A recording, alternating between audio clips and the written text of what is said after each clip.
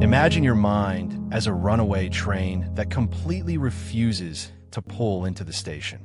Every single day, millions of people find themselves trapped inside a chaotic mental prison where their own thoughts become their worst enemy. Overthinking is not just some minor daily annoyance that can be easily brushed off with a simple breath of fresh air. It is a persistent thief of human joy, a massive destroyer of personal productivity, and an exhausting cycle that leaves you feeling completely drained before your day even begins. If you have ever felt your brain racing through the worst possible outcomes, or analyzing every tiny detail of an interaction until your eyes burn from exhaustion, you are in the exact right place.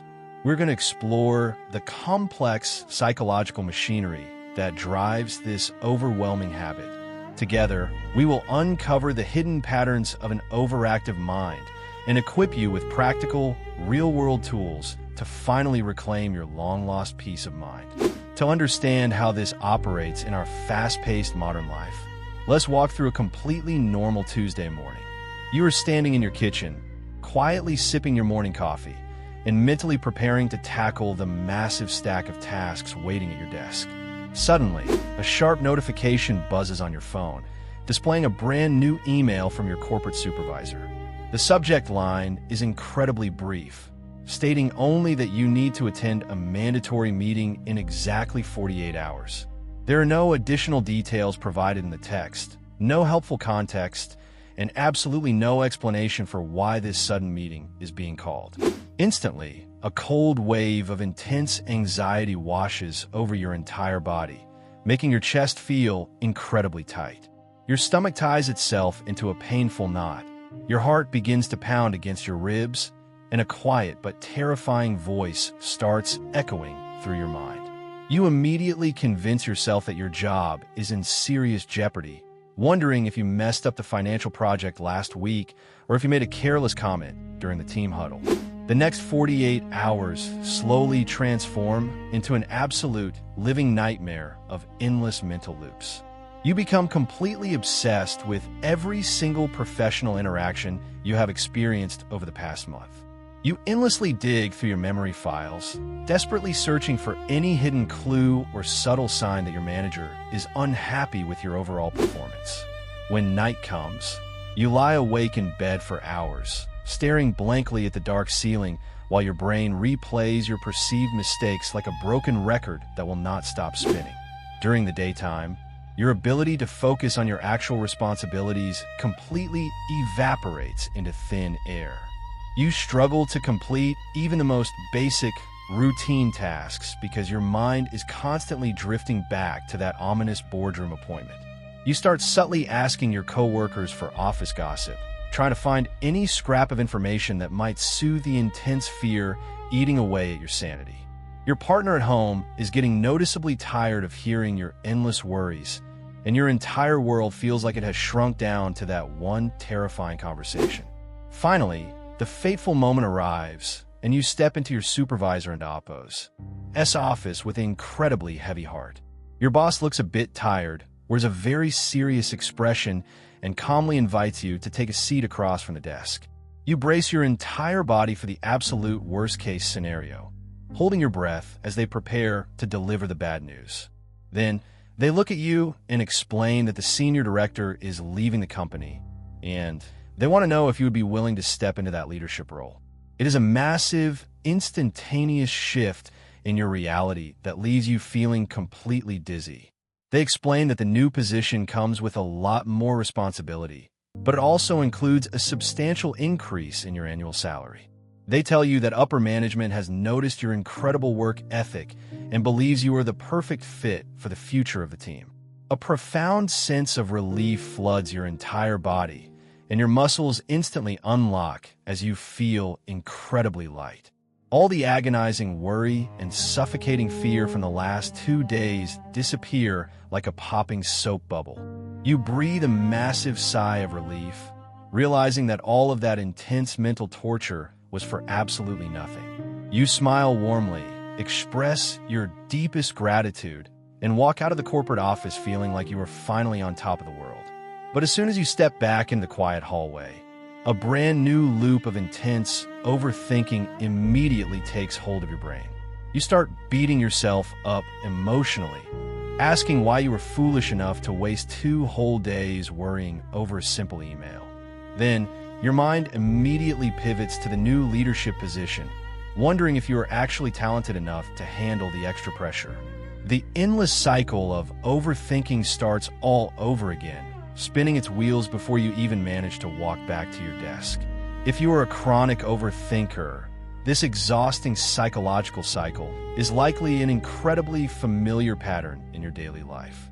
It is so easy to feel completely helpless and defeated when you're caught in the middle of this relentless mental spiral. But the absolute truth is that you are not helpless against the complex machinery of your own mind. You can actively learn the exact psychological skills required to break this cycle, dismantle the loop, and step outside of the anxiety machine permanently. To fight this invisible enemy effectively, we need to clarify what overthinking actually is and what is not. Overthinking is not simply the act of thinking deeply about a complex problem or carefully pondering a major life decision. It is a repetitive, completely unproductive pattern of thought that almost always focuses on negative experiences from the past or potential catastrophes in the future. It feels exactly like being trapped inside a dark mental maze, where you keep walking in circles without ever moving closer to an actual exit. Your brain essentially transforms into a malfunctioning time machine during these overwhelming episodes. It continuously drags you backward into the past to overanalyze words you already said, or it hurls you forward into the future to predict terrifying disasters. Helpful thinking moves you forward toward a tangible goal, a creative insight, or a constructive solution. Overthinking, on the other hand, never delivers a real solution, never leads to positive life action, and only serves to skyrocket your stress levels. There's a massive difference between analyzing a situation to make a clear choice and endlessly chewing on a problem with no intention of actually solving it. Productive thinking is a beautiful tool that helps human beings grow, build relationships, and navigate life challenges successfully. Overthinking is the exact opposite, functioning as a psychological weapon that we accidentally use against our own mental well-being. It drains our limited daily energy reserves and leaves us feeling completely paralyzed in our professional and personal lives. Through clinical observation, psychologists have mapped out at least 4 distinct types of overthinking that plague the modern mind. The first major type is rumination about the past, which involves replaying your mistakes and regrets over and over again. You constantly ask yourself why you said that awkward thing at dinner, or wish you had made a completely different choice years ago. This is like watching a terrible horror movie where you're the main character, but you are completely powerless to change the script. This pattern breeds immense guilt and keeps you anchored to historical events that you cannot alter. The second type is intense worry about the future, which focuses heavily on predicting the absolute worst-case scenarios. You find yourself trapped in a loop of asking endless what-if questions that have no real answers in the present moment. You worry about your bank account, your career path, your health, or even global events that are miles outside your personal control. This specific type of overthinking completely robs you of the joy available right now and clouds your vision of the future with dark fear. The third type is the overanalysis of simple daily decisions, which can leave you feeling completely stuck for hours. You might spend an entire morning weighing the pros and cons of an email draft or agonizing over what to wear to a casual family gathering. The underlying fear of making a mistake becomes so intense that it completely paralyzes your ability to make any choice at all. This leads to massive procrastination, missed career opportunities, and an inability to trust your own gut instincts when it matters most. The fourth type is social anxiety overthinking, where you become completely obsessed with how other people perceive your personality. After any social gathering, you spend hours analyzing every look, every gesture, and every word spoken during a casual conversation. You convince yourself that everyone found you boring or foolish, desperately hunting for evidence that you made a terrible impression on the group. This deep fear of social judgment often causes people to pull away from their communities and isolate themselves completely. The collective impact of these four destructive patterns extends far beyond just being a minor mental nuisance. It takes a devastating toll on your long-term mental health by fueling clinical anxiety, driving depressive episodes, and creating chronic emotional stress.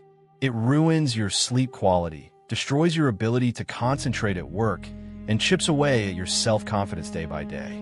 Physically, overthinking manifests as chronic tension headaches, muscle tightness in the shoulders, digestive issues, and a weakened immune system that leaves you constantly fatigued. It actively lowers the overall quality of your life by causing severe procrastination and straining your closest relationships. The great news is that you do not have to live inside this exhausting cycle for the rest of your days on Earth. By mastering the right psychological strategies, you can take back the steering wheel of your mind and start living a fully engaged life. To truly understand how to stop this habit, we have to look under the hood at how the human brain is wired. Overthinking is not a personal flaw or a sign of emotional weakness. It is the direct result of ancient biological mechanisms operating in a modern world. Our brains possess a highly sophisticated early warning system designed to keep us alive in incredibly dangerous prehistoric environments. Deep inside the emotional center of your brain sits a small, almond-shaped structure called the amygdala. The primary job of the amygdala is to scan your environment for threats and trigger the classic fight or flight survival response. Thousands of years ago, a threat meant a predatory animal hiding in the tall grass nearby, waiting to attack. In our modern society, however, the amygdala reacts to an ambiguous email from a boss or a critical comment on social media with the exact same intensity. It cannot tell the difference between actual physical danger and a perceived social threat, so it regularly overreacts to daily stressors. Working alongside the amygdala is the prefrontal cortex, located right behind your forehead. This is the advanced, logical part of your brain responsible for high-level reasoning, strategic planning, and emotional regulation. When you start overthinking, your prefrontal cortex becomes completely overloaded with data and essentially short circuits. Instead of helping you solve a real problem, it gets stuck in a loop of analyzing endless variables, especially when you are forced to confront uncertainty. We also need to discuss a fascinating network of interconnected brain regions known as the default mode network. This network automatically turns on when you're not actively focusing on a specific task in the outside world, like when you're folding laundry or driving on a quiet highway. It is the birthplace of creative daydreaming, but it is also where the brain thinks about itself, reviews the past, and worries about the future. In chronic overthinkers, this network is highly overactive, instantly filling any quiet moment with anxious thoughts and negative replays. This entire system is heavily influenced by a biological phenomenon called a negativity bias. Survival dictated that our ancestors pay much more attention to potential dangers than to pleasant rewards in nature. Missing a piece of fruit was annoying, but missing a predator hiding in the bushes was fatal, so our brains evolved to hyper-focus on the negative. This is precisely why a single piece of negative criticism can haunt your mind for weeks, while 10 wonderful compliments slip away unnoticed. When you overthink, you inadvertently create a powerful, self-sustaining negative feedback loop inside your nervous system. The initial anxious thought creates physical stress in your body, which signals the amygdala that danger is present. The activated amygdala then forces the brain to generate even more worried thoughts to protect you from that perceived danger. The more you worry, the more stressed you feel, and the cycle continues to feed on itself until you consciously intervene. From an evolutionary standpoint, your brain is just trying its absolute best to keep you safe from psychological harm.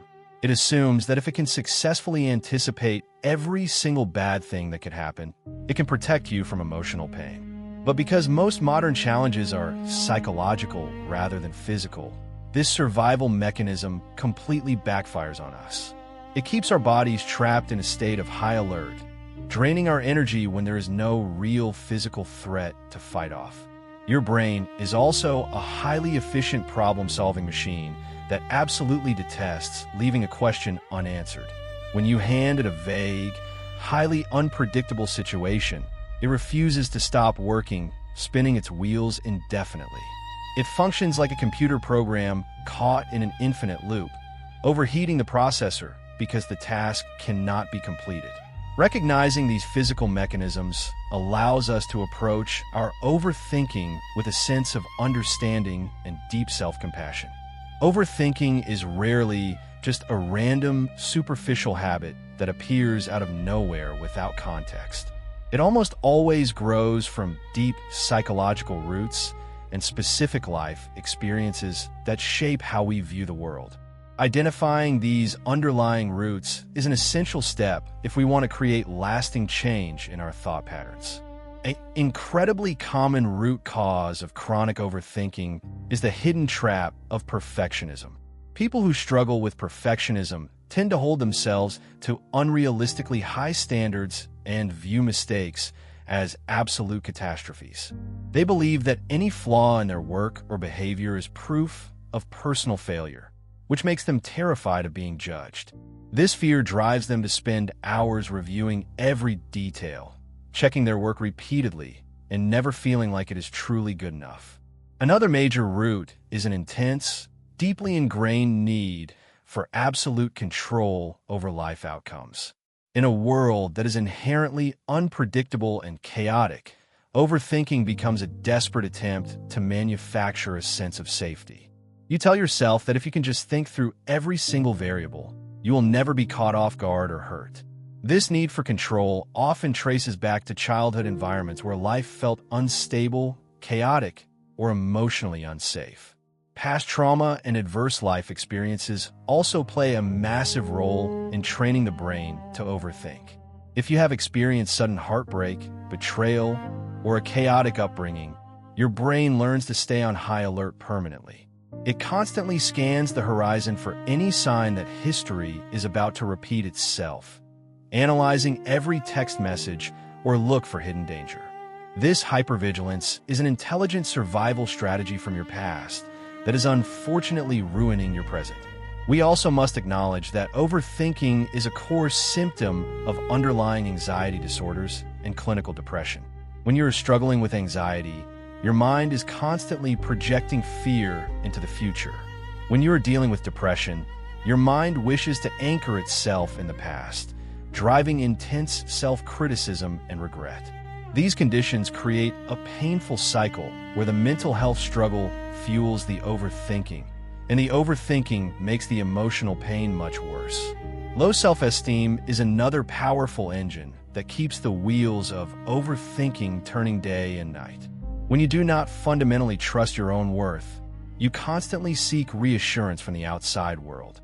You spend hours wondering if your friends actually enjoy your company or if your boss thinks you are incompetent. Every single interaction becomes a test that you're terrified of failing, which makes decision-making incredibly painful. Furthermore, human beings are biologically wired to dislike uncertainty because it represents a lack of information. For an overthinker, a lack of clarity feels completely intolerable, so the brain rushes to fill the empty space with narrative. It would honestly rather create a terrifying, negative story about the future than sit quietly with the discomfort of not knowing what happens next.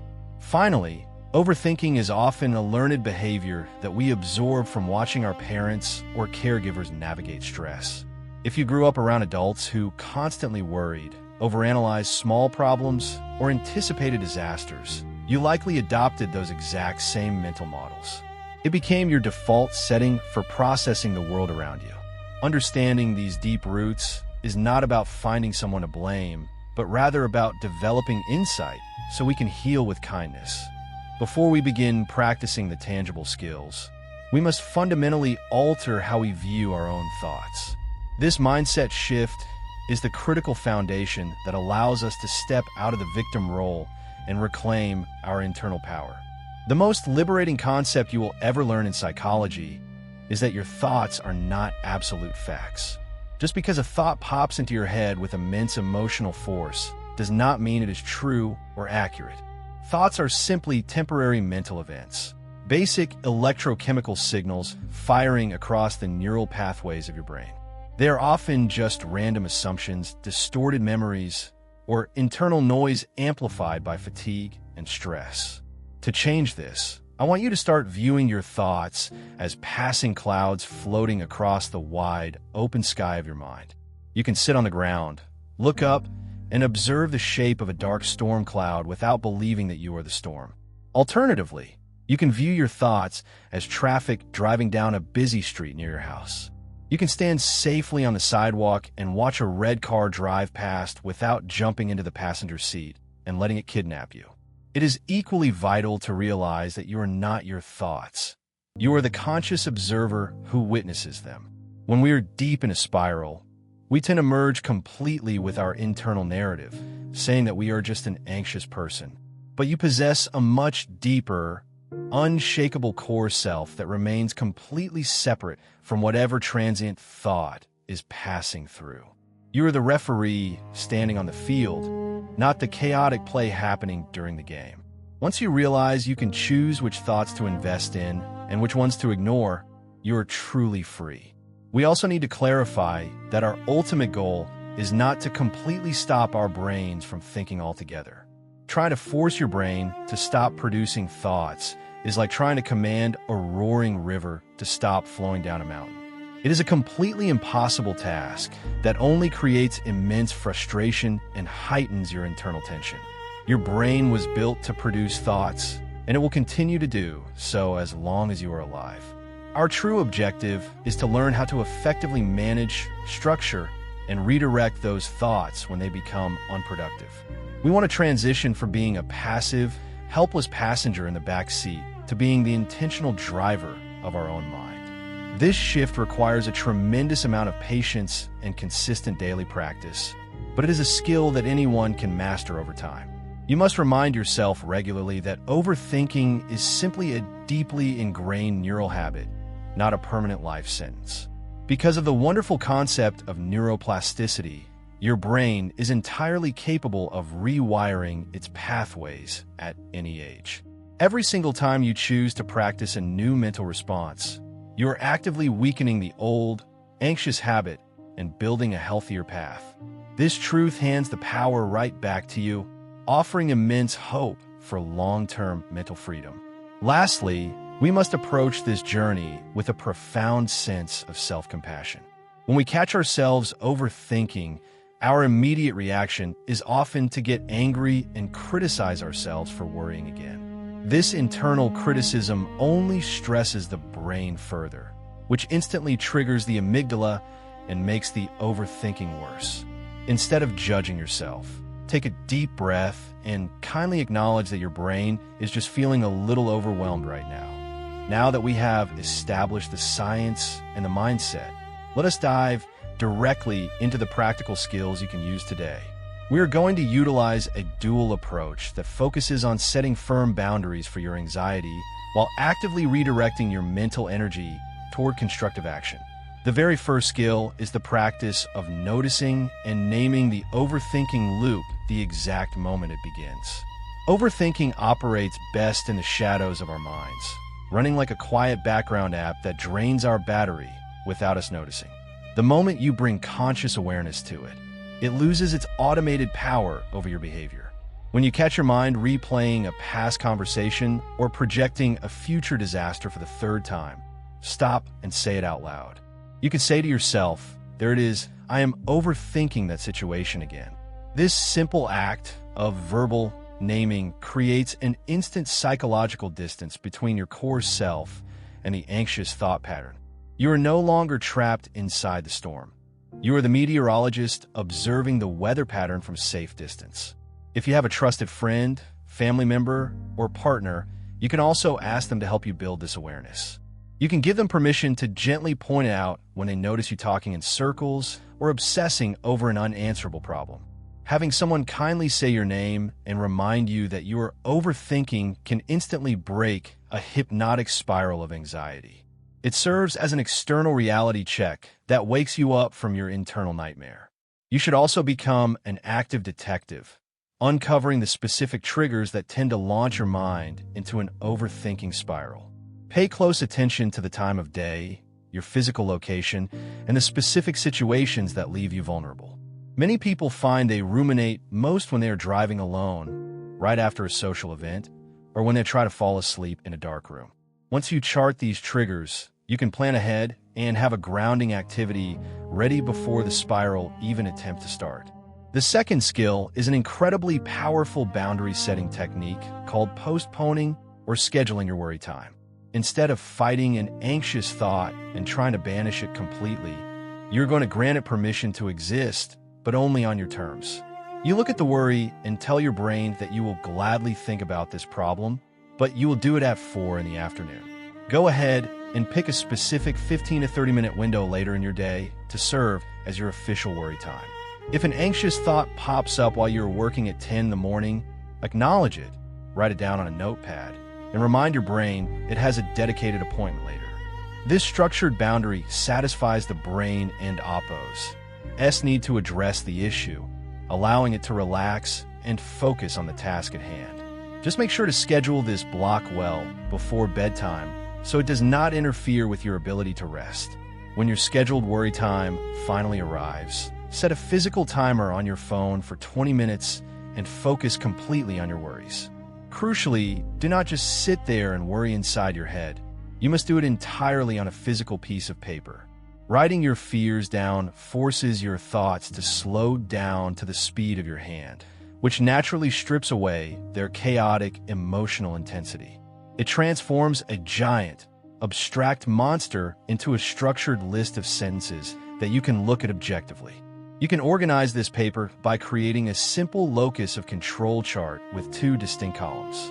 In the first column, write down every single aspect of the problem that you have direct, immediate power to change or influence today. In the second column, list all the elements that are completely outside of your control, such as other people and oppos, as opinions or future outcomes.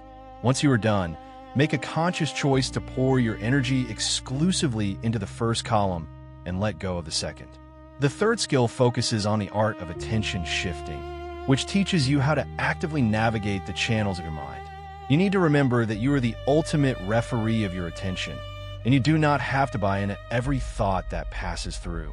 You can practice cognitive diffusion by changing how you frame your thoughts, shifting from identifying completely with a failure to acknowledging that you are simply having a thought about failure. This tiny linguistic adjustment breaks the emotional spell of the thought completely. You can also visually imagine your mind as a television set with a remote control resting firmly in your hand. When a destructive, overthinking loop starts playing, visualize yourself pressing the channel button to switch to something healthy. You can consciously shift your channel from future anxiety to a channel of deep gratitude by finding 3 things you are thankful for in that exact moment. Or you can shift from an uncontrollable worry channel to an action-oriented channel, asking yourself what small, constructive step you can take right now. The fourth skill is anchoring yourself deeply into the absolute safety of the present moment. Overthinking cannot survive in the present because it requires the past or the future to breathe. When your mind starts spinning out of control, you can use the classic 5-4-3-2-1 grounding technique to bring yourself back to earth. Look around your room and intentionally name 5 distinct things you can see, paying close attention to their colors and shapes. Then, identify 4 things you can physically feel, like the texture of your shirt or the firm floor supporting your feet. Listen closely and pick out 3 distinct sounds in your environment, like a bird chirping outside or the hum of the air conditioner. Notice 2 things you can smell, and finally, focus on 1 thing you can taste right now. This simple sensory exercise pulls your energy completely out of your head and places it back into your body. The 5th skill involves shifting your internal language from abstract, vague thinking to highly concrete, actionable thoughts.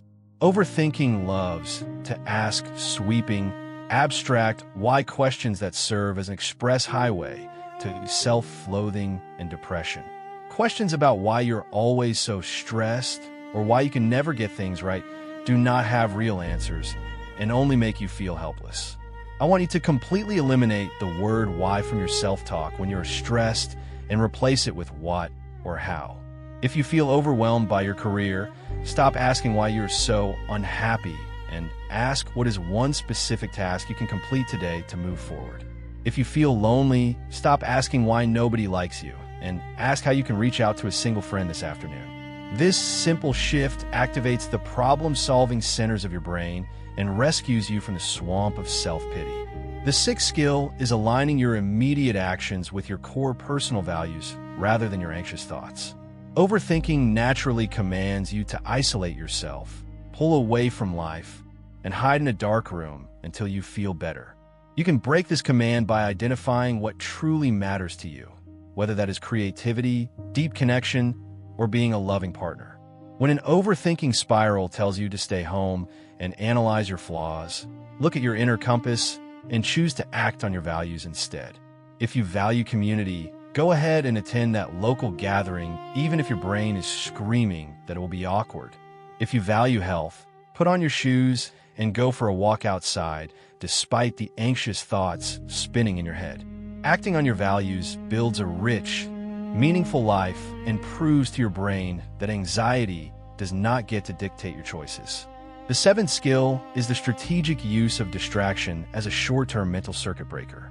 I want to be incredibly clear that distraction can easily turn into an unhealthy avoidance strategy if you use it to run away from life permanently. If you constantly numb your brain with hours of mindless scrolling or endless television, you will lose your sense of purpose. However, when you're stuck in an incredibly intense emotional spiral and your other coping skills are failing, a healthy distraction is a fantastic tool. You can use it intentionally to break the immediate momentum of the panic, so you can catch your breath. Choose an active, highly engaging activity like playing an instrument, working on a complex puzzle, cooking a detailed recipe, or lifting weights. Set a clear time limit for the activity. Use it to reset your nervous system, and then return to your day with a clear head. The eighth and final skill is recognizing when it is time to seek professional, licensed help for your thought patterns. If your overthinking is consistently disrupting your ability to work, damaging your relationships, or stealing your ability to sleep, seeking therapy is a beautiful act of self-care. You do not have to fight a deeply rooted war inside your mind completely on your own. A licensed therapist can guide you through evidence-based treatments like cognitive behavioral therapy to help you challenge your negative core beliefs. They can teach you acceptance and commitment therapy to help you accept passing thoughts without letting them control your actions.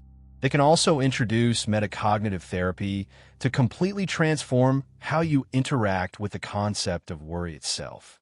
Therapy provides a safe, completely non-judgmental space to unpack your past and build a customized toolkit for long-term psychological freedom. As we wrap up our deep dive today, let us briefly summarize the core strategies we have explored together. We discussed the power of noticing and naming the loop, scheduling dedicated worry time, and actively shifting our internal channels. We learned to ground ourselves in the present moment, replace abstract questions with concrete actions, align with our values, use healthy distractions, and embrace professional support. If you remember nothing else from our conversation, please hold on to the story of the boss and Oppo's unexpected email. All of that intense, agonizing, the sleepless nights, and the physical sickness were born entirely from a story the brain invented out of thin air. The actual reality of the situation turned out to be a wonderful celebration and a major career advancement. This proves beautifully that our suffering rarely comes from the actual events of our lives, but rather from the chaotic ways we choose to overanalyze them. You are absolutely not a helpless hostage to the whims of your daily thoughts. Your brain is a living, changing organ that can learn entirely new ways of being through practice and patience.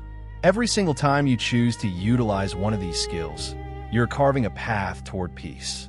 I want to challenge you to pick just one single skill from our list today and practice it consistently over the next week. Do not try to master all 8 at once, as that will only overwhelm your system and trigger more anxiety.